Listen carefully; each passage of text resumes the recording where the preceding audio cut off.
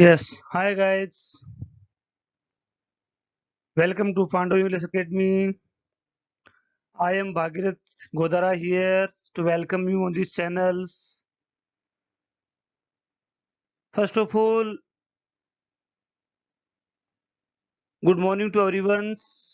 I hope you all are good, well, healthy, and safe at your homes in these corona periods.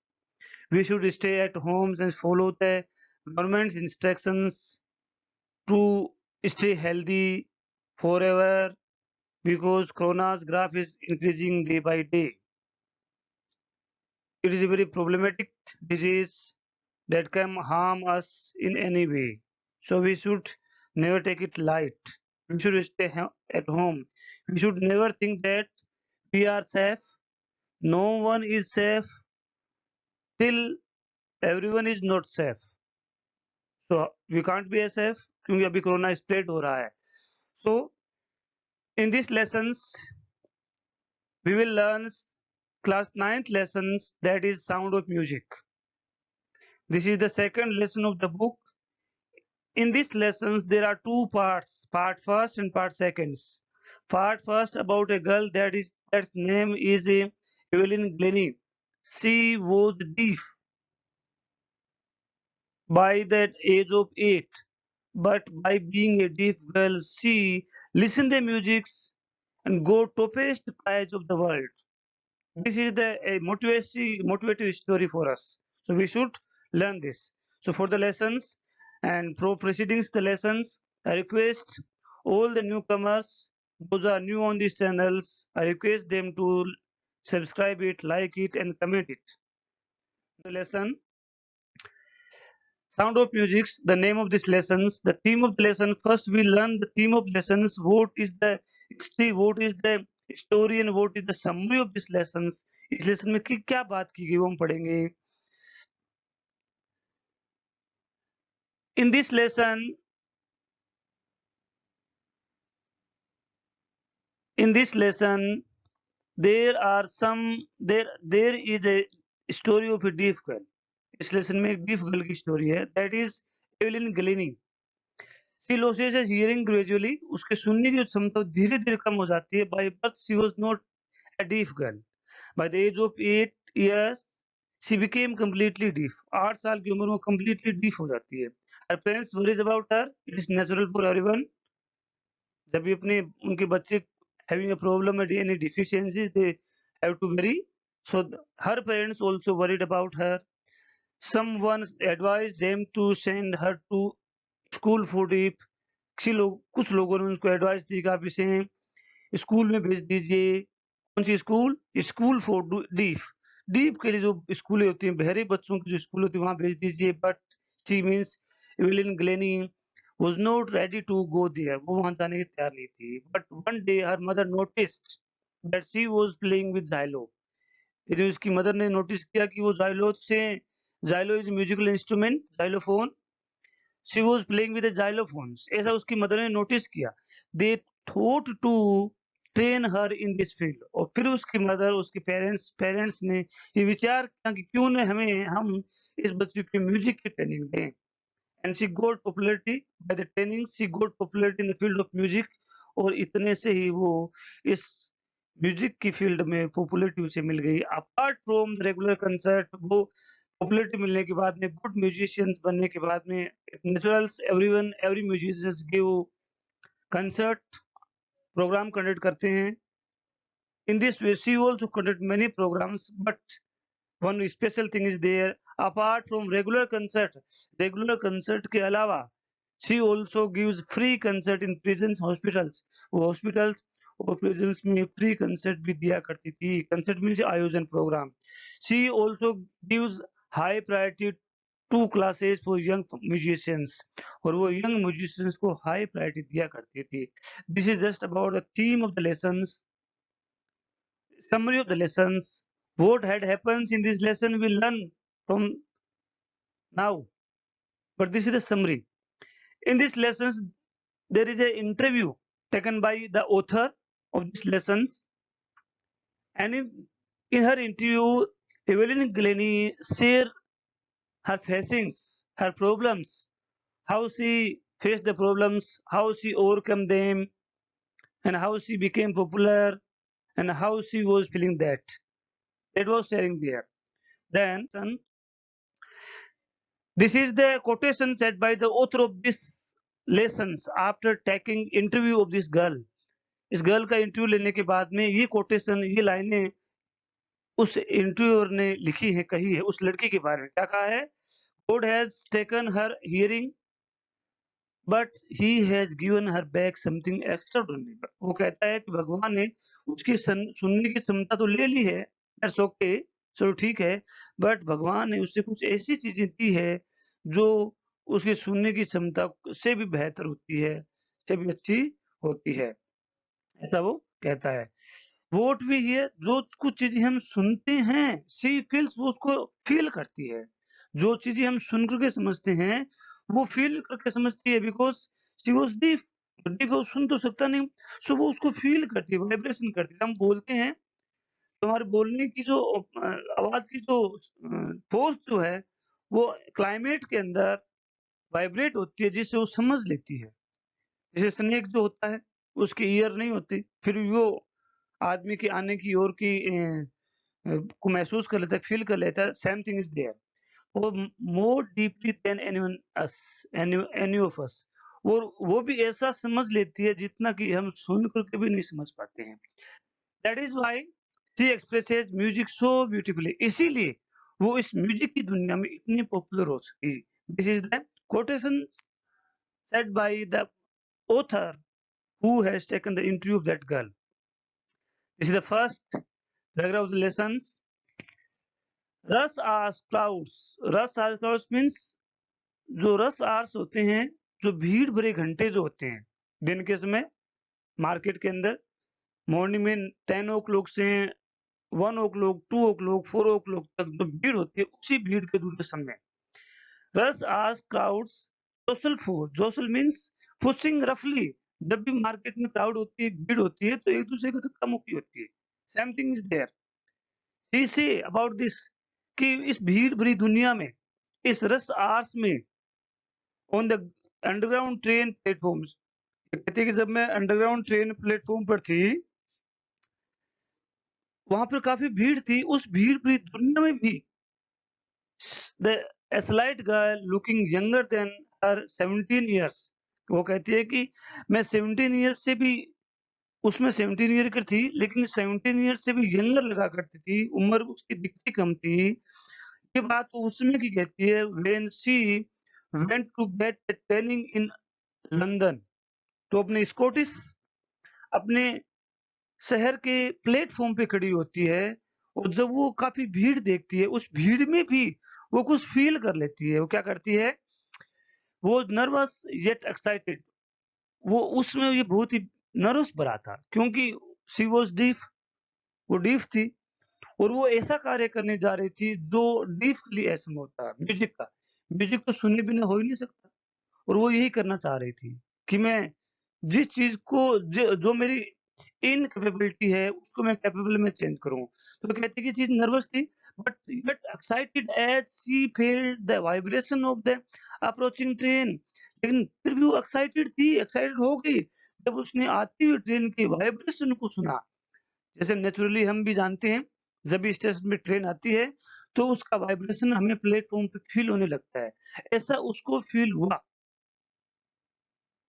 Evelyn Glennie को। तो by feeling this vibration she became excited, वो बिल्कुल भी excited हो जाती है। वो सोचती है कि जब मैं ट्रेन का वाइब्रेशन को फील कर सकती हूँ, तो क्या मैं म्यूजिक की साउंड को की वाइब्रेशन को फील नहीं कर पाऊंगी? ऐसा वो सोचती है। It was her first day at the prestigious royal academy of music in London, और ये उसमें उसका लंदन की प्रेस्टिजियस रॉयल म्यूजिक अकेडमी में पहला दिन था जब वो पहली बार इस रॉयल अकेडमी के अंदर ट्रेनिंग के लिए गई। वहां जाने से पहले वो स्टेशन पे थी, सो वो वहां पे उसका ये पहले दिन था। Daunting enough for any teenagers press from a Scottish farm, she belong to Scottish, Scotland से उसका रिलेशन था। She was from Scotland and she went to London to go to training for music. So daunting means frightening. She was frightening. वो डर रही थी कि मैं एक स्कॉटिश लैंड फार्म हाउस या स्कॉटिश कंट्रीज से एक जनरल फैमिली से और डीफ भी हूँ और क्या मैं ये सब चीजें कर पाऊंगी, ऐसा वो फील कर रही थी. But this aspiring means aspiring a person who wants to be musicians, जो अपनी लाइफ में म्यूजिशियंस बनना चाहता है. This aspiring musicians faced a bigger challenges than most. इस aspiring musicians ने बहुत बड़े-बड़े challenges फेस किए जो जनरली हर म्यूजिशियंस फेस नहीं करते हैं. She was profoundly deaf क्योंकि she was completely deaf. बिल्कुल deaf थी. I think you have understood this paragraph. In this paragraph, this girl tells the first day of her life when she was just about to go to the academy for the trainings. She was in London for getting training. Next paragraph. Evelyn Glennie's loss of hearing had been gradual. वो तो introduction था. अब उसके बारे में बताया जा रहा है. Evelyn Glennie's loss of hearing. उसके सुनने की जो क्षमता जो थी, सुनने की का जो लॉस जो था वो ग्रेजुअली हुआ. ग्रेजुअली वो धीरे हुआ. ग्रेजुअली धीरे-धीरे वो करके, ग्रेजुअल का मतलब धीरे-धीरे स्लोली उसके सुनने की क्षमता कम हुई. और मदर रिमेंबर्स, उसकी माँ को ये बातें अच्छी तरह से याद है कि किस तरह से उसकी बच्ची में सुनने की क्षमता घटी. और mother remembers noticing something was wrong. वो उसकी माँ को वो सब चीजें याद है, रिमेंबर करती है, वो बताती है कि मैंने देखा कि किस तरह से मेरी बच्ची के साथ कुछ गलत हो रहा था. हालांकि उस समय तक उसकी मदर को भी पता नहीं था कि क्या बात है, इस तरह से बिहेव क्यों करती है, लेकिन वो सोच देख रही थी कि कुछ ना कुछ गलत जरूर हो रहा है. When the 8-year-old Evelyn was getting to play the piano, जो पियानो को प्ले करने का वेट कर रही थी, वो पियानो प्ले हो रहा था, उसमें वो बिल्कुल भी हिली नहीं थी, खड़ी थी. सो जब साउंड बज रही है और हम कहें कि साउंड बजाइए, it means we are deaf. तो उसकी मदर ने फील किया कि कुछ ना कुछ तो प्रॉब्लम है. जब पियानो प्ले हो रहा है, जब हम पियानो प्ले कर रहे हैं और वो ये वेट कर रही है. They called her name. उन्होंने, दे का मतलब यहाँ पेरेंट्स से हैं, उन्होंने उसको नाम से बुलाया, नाम से. शी डिडंट मूव, फिर भी वो हिली नहीं. It means she was deaf. I means उसकी मदर कहता है, suddenly realised she hadn't heard. मैंने ये फील किया कि वो सुनती नहीं है, उसको सुनाई नहीं देता है. सेज इसाबेल ग्लेनी, और मदर का नाम है. फॉर क्वाइट अ व्हाइल, कुछ समय के लिए, Evelyn manage to conceal her growing deafness from friend and teachers. कुछ समय तक तो एवेलिन जो लड़की जो थी वो अपनी इस डीपनेस को अपने टीचर्स और फ्रेंड से छुपाने में कामयाब भी हो सकी. कंसील मीन्स हाइड, छुपाने में कामयाब हो सकी. बट बाय द टाइम, लेकिन जैसे इसमें निकलता गया, शी वाज 11, जब जब वो 11 ईयर की हो गई, हर मार्क्स हैड डिटेरियोरेटेड, उसके मार्क्स रिड्यूस्ड हो गए थे. डिटेरियोरेट का मतलब कम होना, डिटेरियोरेटेड कम हो गए थे. Her headmistress urged her parents, उसकी हेडमिस्ट्रेस ने उसके पेरेंट्स को अर्ज किया, रिक्वेस्ट की to take her to a specialist, कि आप इसे एक स्पेशलिस्ट के पास लेके जाइए. It was then discovered, after visiting the specialist, they discovered, उनको पता चला that her hearing was severely impaired. Impaired means weakened, बिल्कुल कमजोर हो चुकी है. उनके पेरेंट्स को ये पता चला कि उसकी सुनने की जो क्षमता जो है बहुत ही कमजोर हो चुकी थी. As a result of gradual nervous damage, क्योंकि धीरे-धीरे उसकी नर्वस डैमेज हो गई थी. She they advise they were advised that she should be fitted with hearing aids. Doctor ने एडवाइस दी कि वो इसे हियरिंग एड्स के साथ में फिट किया जा सकता है, ये कुछ हद तक सुन लेगी. हियरिंग एड्स का मतलब होता है सुनने की जो मशीन लगाते हैं उसके लिए, शायद उनके साथ ये फिट हो लेगी. And sent to a school for the deaf, और कहा गया कि आप इसे डीफ के स्कूल में भेज दीजिए. Everything suddenly looked black. जब उसके पेरेंट्स को ये पता चला, जब उसको ये पता चला कि she was a deaf girl, तो उन सब के लिए ये एक बहुत ही झटका था, उनको बिल्कुल ब्लैक नज़र आ रहा था। से 11, 11 कहते हैं कि ये सब हमारे लिए बहुत ही प्रॉब्लमैटिक थिंग थी।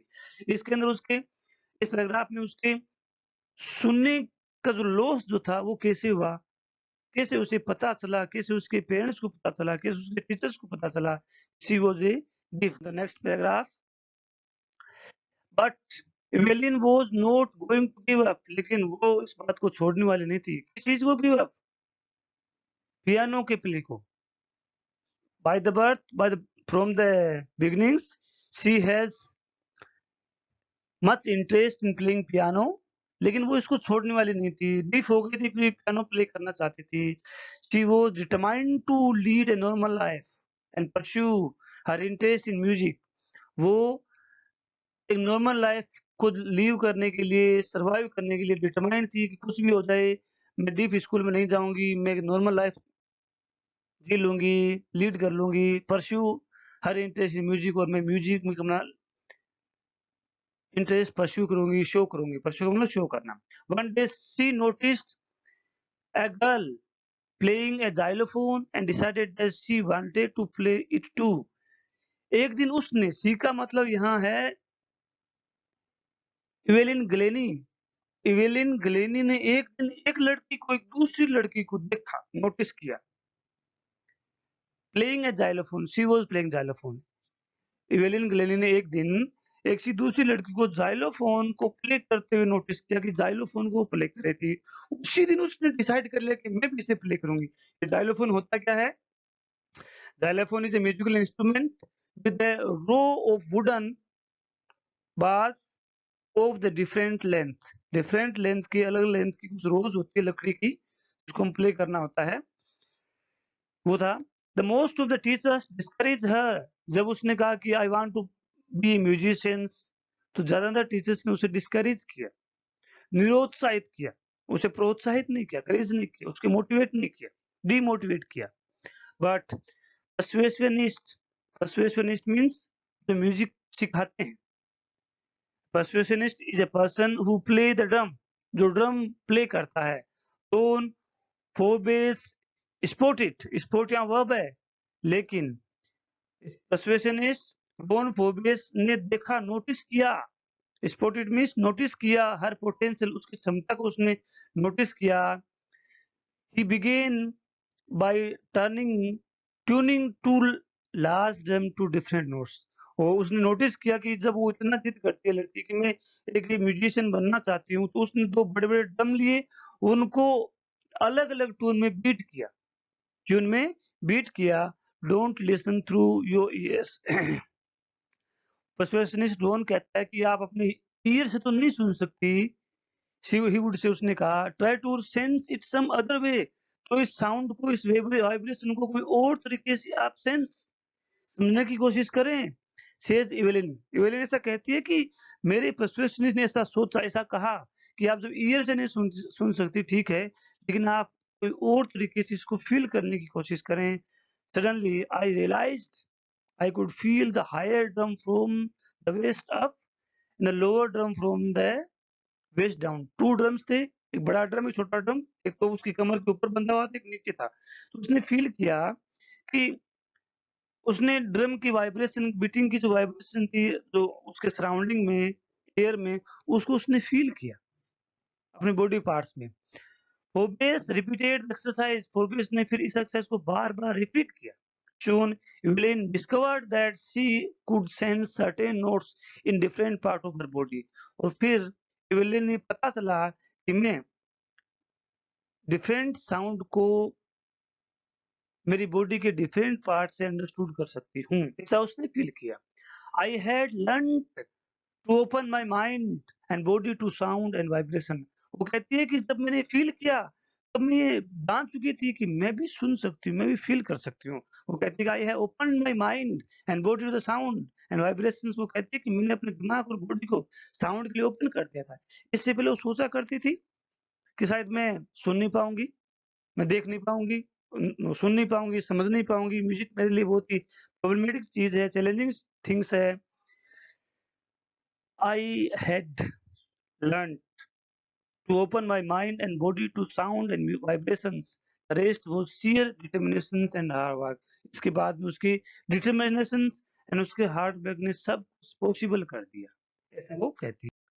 Now next lessons, next paragraph, that is fourth paragraph of this lessons. She never looked back from that point onward. जब उसे पता चला कि I can understand the vibrations, I can feel vibrations, उसके बाद में उसने कभी वापस नहीं देखा, कभी वो निरुत्साहित नहीं हुई, कभी उसने इसे इम्पॉसिबल कंसीडर नहीं किया। She toured the United Kingdom with a youth orchestra after training. इस बीच के 2 पैराग्राफ से अलग हैं। वो लंदन में गई थी, ये बीच के 2 पैराग्राफ लंदन में जाने के पहले के हैं। लंदन में जाने के बाद ट्रेन होने के बाद वो कहती है कि she toured the United Kingdoms with the youth orchestra and by the time she was 16 and she had decided to make music her life. उसमें तो 16 ईयर की थी, उन्होंने डिसाइड कर लिया था कि मैं म्यूजिक को अपनी लाइफ बनाऊंगी। She auditioned for the Royal Academy of Music, उसने royal academy of music audition दिया, अपनी performance the and scored one of the highest marks in the history of the academy, और उसने उस दिन उस अकेडमी के इतिहास में सबसे हाईएस्ट प्राइज को स्कोर किया। She gradually moved from orchestra work to solo performance. पहले वो ऑर्केस्ट्रा में वर्क किया करती थी, फिर वो सोलो परफॉर्मेंस में अपने आप को टर्न कर लिया। At the end of her 3 years course, London में 3 years के कोर्स के बाद she had captured most of the top awards. 3 years के कोर्स के पूर्ण होने के साथ साथ उसने वर्ल्ड के टॉप अवार्ड्स को कैच कर लिया था। And for all this Evelyn won't accept any hint of heroic achievements. For all this, इस सब के लिए Evelyn won't accept any hint of heroic achievements. उसने कोई भी heroic achievements के लिए कुछ भी accept नहीं किया achievements. Want का मतलब होता है will not. It is short form of want. And one more thing is shan't. This is shan't. Shan't means shall not. These are some different forms. Easily हम समझ नहीं पाते हैं। तो want means will not, shan't means shall not. If you work hard and know where you are going, वो कहती है यदि आप मेहनत करते हो और आपको पता है कि आप इस मेहनत का रिजल्ट क्या है, आप कहाँ पहुंच सकते हैं, यू विल गेट देयर, आप वहां पहुंच जाएंगे। She got right to the top, और इस मेहनत से वो टॉप पे पहुंची। The world's most sought after multi perfectionist with the mastery of some thousands instrument hectic international schedules, वो एक बहुत ही बिजी शेड्यूल्स लाइफ में पहुंच गई। She become a famous with for the next paragraph, sixth paragraph, it is ending towards Evelyn functions so effortlessly without hearing. देखो कि इवेलिन के प्रति बिना सुनने की क्षमता के इवेलिन को फंक्शन को देखना बहुत ही आकर्षक क्रूशियस उत्साहवर्धक लगते थे। In our 2 hours discussion she never missed a word. उत्तर कहता है जो इंटरव्यू ले रहा था, कहता है कि हमने 2 घंटे तक डिस्कशन किया और इस 2 घंटे के डिस्कशन में वो कहता है कि उसने एक भी शब्द मिस नहीं किया।